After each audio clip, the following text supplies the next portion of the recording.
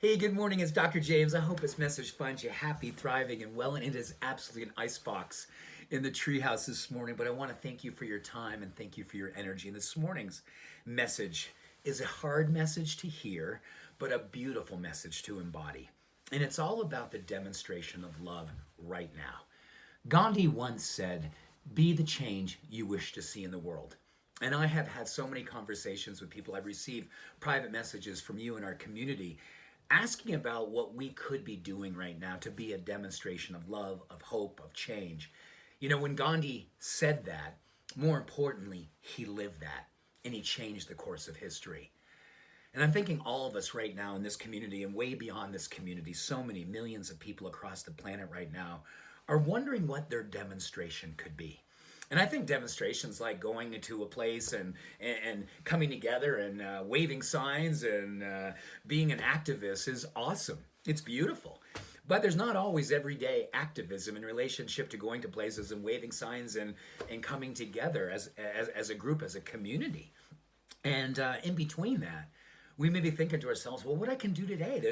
It's a weekday morning, and I don't know of any demonstrations or protests that are going on.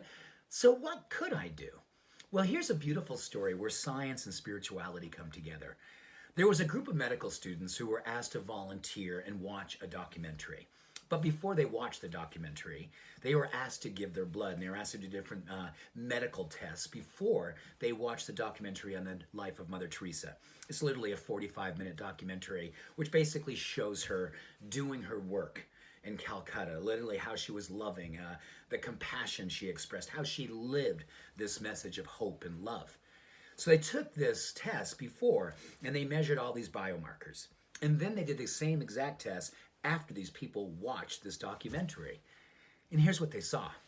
They saw changes in natural killer cell activity, which is our immune system's way of fighting viruses and bacteria, including helping to fight against cancer activity.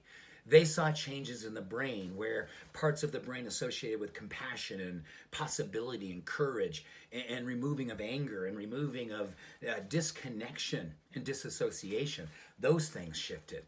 They saw neurochemicals like serotonin and acetylcholine and dopamine all associated with courage and conviction and motivation and positivity. All of those things rose simply by watching a documentary. So I do believe that here in a weekday, if we don't have any protest to go to or any demonstration of love that we can go and be with other people with, what can we do ourselves? What can we do alone that possibly could change someone else's outlook? You know, Margaret Mead said, don't ever underestimate the power of one person to change the course of history or to even matter, because that's all that ever has. One person deciding and then demonstrating a possibility. You can live like Mother Teresa today.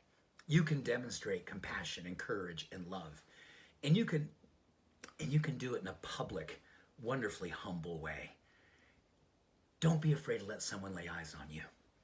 Don't be afraid to allow yourself to have the demonstration be coming from your heart.